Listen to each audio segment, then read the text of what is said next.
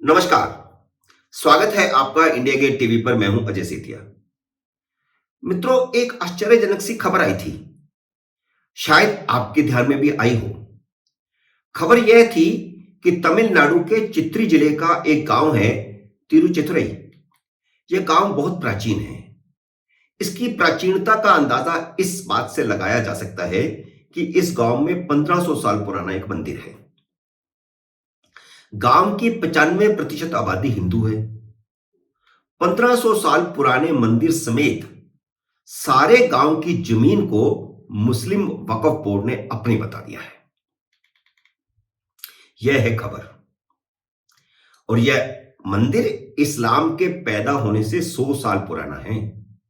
इस्लाम को पैदा हुए अभी 1400 साल हुए हैं। चित्री जिले में ही ऐसे आधा दर्जन गांव और हैं जिनकी जमीन पर तमिलनाडु वक्फ बोर्ड ने अपना हक जता दिया है। सवाल खड़ा होता है कि किसी की जमीन पर दावा ठोकने से उसकी थोड़ी हो जाती है।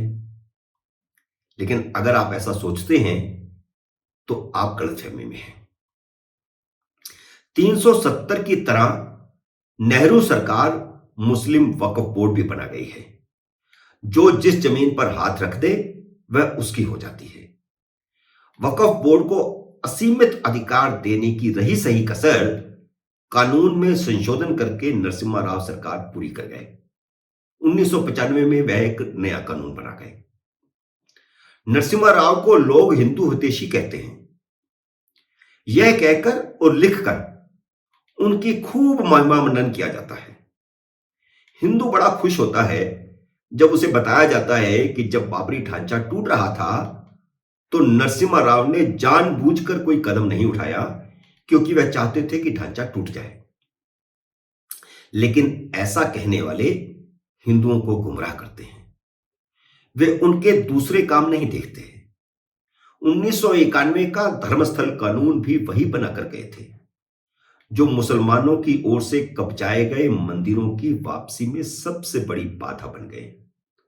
मथुरा और काशी की सबसे बड़ी बाधा वह धर्मस्थल कानून है। इसके बाद 1992 में अल्पसंख्यक आयोग भी नरसिम्हा राव ने बनाया।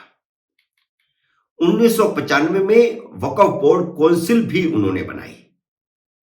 और वह कानून तो इतना ज्यादा मजबूत बना गए कि हिंदू वक्फ बोर्ड के किसी फैसले को किसी अदालत में चुनौती नहीं दे सकते।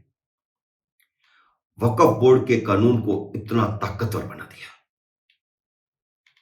वह जिस जमीन पर हाथ रख दे वह उसकी हो जाती है। जैसे मुगलों के जमाने में सारी जमीन पर मुगलों का हक हो गया था, उसी तरह वक्फ बोर्ड जिस जमीन को अपनी बता दे वह उसकी हो जाएगी। वक्फ बोर्ड के फैसले को किसी कोर्ट में चुनौती नहीं दी जा सकती।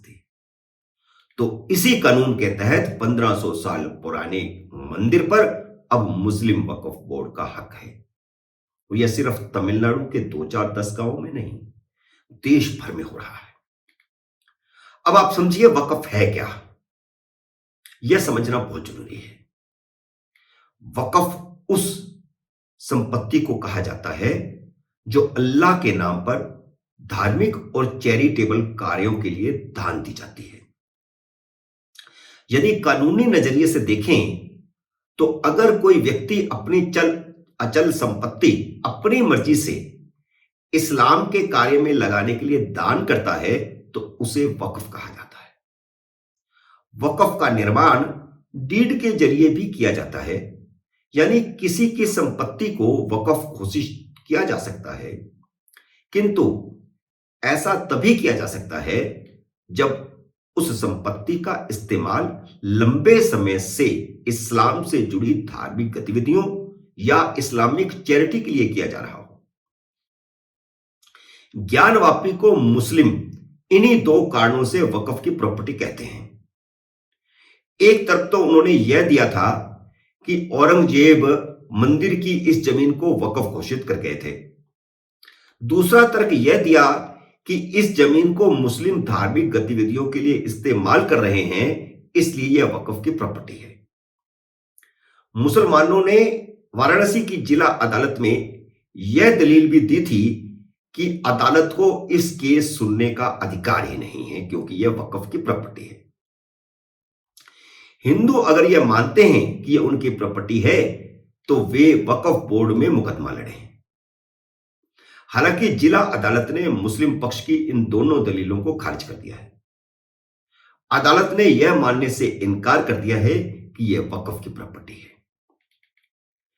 इस घटना से शायद आपके ध्यान में आ गया होगा कि नेहरू और नरसिम्हा राव ने वक्फ बोर्ड को जब अदालती अधिकार दिए तो संसद में बैठे सारे हिंदू सांसद सेकुलरिज्म की भांग पीकर सोए हुए थे। एक देश में दो संविधान, दो कानून, इसे ही तो कहते हैं। वक्फ बोर्ड के जरिए नेहरू और नरसिम्हा राव हिंदुओं को सेकुलर संविधान दे गए और मुसलमानों को पाकिस्तान देने के बाद भी भारत में शरिया कानून दे गए। जवाहरलाल नेहरू ने 1952 में संविधान में 370 जोड़कर कश्मीर को इस्लामिक स्टेट बनाया था और 1954 में संसद से वक्फ बोर्ड कानून पास करवाकर सारे देश में भी इस्लामिक स्टेट बना दी और नरसिम्हा राव ने इस इस्लामिक स्टेट पर मोहर लगाते हुए वक्फ बोर्ड को असीमित अधिकार दे दिए। यह बोर्ड किसी व्यक्ति पर मुकदमा भी चला सकता है। इस समय भारत में एक केंद्रीय वक्फ बोर्ड है, 32 राज्य वक्फ बोर्ड हैं। रक्षा मंत्रालय और रेल मंत्रालय के बाद भारत में सबसे ज्यादा प्रॉपर्टी वक्फ बोर्ड की है। रक्षा मंत्रालय के पास 18 लाख एकड़ जमीन है, रेल मंत्रालय के पास 12 लाख एकड़ जमीन है और वक्फ बोर्ड के पास 8 लाख एकड़ जमीन है। 2 लाख संपत्तियों पर वक्फ का अवैध कब्जा है। वक्फ की संपत्तियां दिन प्रतिदिन बढ़ती जा रही हैं। वक्फ की इन जमीनों पर मुस्लिम खुद भी कब्जे कर रहे हैं। आम आदमी पार्टी के विधायक जो दिल्ली वक्फ बोर्ड के अध्यक्ष हैं, उनका केस आपके सामने है। किस प्रकार उन्होंने वक्फ की जमीन पर कब्जे किए हैं, उन्हें गिरफ्तार किया जा चुका है। नरेंद्र मोदी सरकार ने 370 खत्म करके ऐतिहासिक काम किया है, लेकिन वक्फ बोर्ड तो 370 से भी ज्यादा खतरनाक है, जो भारत पर शरिया कानून लागू करता है। जैसे मुस्लिम शासक हिंदुओं की जमीनें हथिया लेते थे, वैसे ही मुस्लिम वक्फ बोर्ड हथिया रहा है और मुस्लिम वक्फ बोर्ड के फैसले को किसी अदालत में चुनौती नहीं दी जा सकती। तो क्या वक्त आ गया है कि मोदी सरकार अब मुस्लिम वक्फ बोर्ड को भंग करे या उसे भारतीय अदालतों के दायरे में लाए? वक्फ बोर्ड के अदालती अधिकार तुरंत खारिज किए जाने चाहिए। भारतीय जनता पार्टी के ही एक कार्यकर्ता अश्विनी उपाध्याय ने इस शरिया कानून को दिल्ली हाई कोर्ट में चुनौती दी है। हाई कोर्ट में 16 सितंबर को सुनवाई भी हुई। सुनवाई से एक दिन पहले 15 सितंबर को जमीयत उलेमाए हिंद ने अदालत में अर्जी दी कि याचिकाकर्ता अश्विनी उपाध्याय पर जुर्माना लगाया जाए और उनकी याचिका खारिज कर दी जाए। लेकिन हाई कोर्ट ने जमीयत उलेमाए हिंद की याचिका पर सेंट्रल वक्फ काउंसिल और केंद्र सरकार को नोटिस जारी किया है। अगली सुनवाई 4 नवंबर को होगी। देखते हैं अदालत में मोदी सरकार का क्या रुख रहता है। हिंदू मोदी पर ही उम्मीद लगाए बैठे हैं।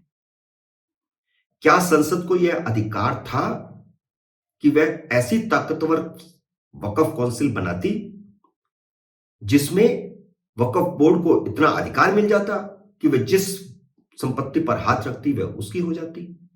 अश्विनी उपाध्याय ने कोर्ट में कहा है कि संसद को यह कानून बनाने का अधिकार ही नहीं था। तो मित्रों, जैसा कि मैंने पहले कहा, अब देश के हिंदुओं की निगाह नरेंद्र मोदी पर है।